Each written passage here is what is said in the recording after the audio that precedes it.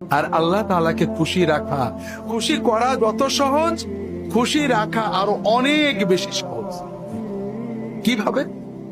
ও ভালো করে বুঝুন।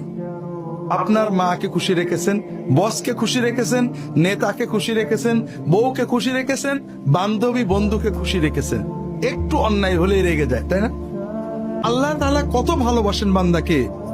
আল্লাহ তাআলা বলছেন, আল্লাহ রাসূল সাল্লাল্লাহু আলাইহি ওয়াসাল্লাম বলছেন, আল্লাহ তাআলা বান্দা যখন গুনাহ করে ফেরেশতাদের শিখিয়ে দেন, গুনাহটা সঙ্গে সঙ্গে লেখো না, গুনাহটা সঙ্গে সঙ্গে লেখো না, সারাদিন অপেক্ষা করো, দিনের ভিতরে যদি তওবা করে ওর নামে কোনো গুনাহই লেখো না।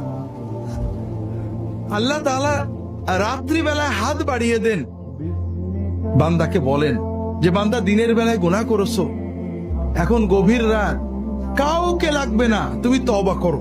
তওবা মানে কিচ্ছু না, তওবা মানে পীর সাহেব না, মাওলানা সাহেব না, হুজুর না, তওবা মানে কোনো বিশেষ বাক্য না, তওবা মানে মনের ভিতরে গভীর অনুতাপ, আল্লাহ অন্যায় করেছি, গভীর ক্রন্দন, আল্লাহ মাফ করে দাও, আর কখনো করব না, এই সিদ্ধান্ত। আল্লাহ বলেন, বান্দা আমি এই হাতটা বাড়িয়ে রেখেছি, রাতের গভীরে একাকী, কেউ জানবে না, তুমি একটু মনের সিদ্ধান্ত নাও, আমার কাছে ক্ষমা চাও, তোমার সব গুনাহ ক্ষমা করে দেওয়া।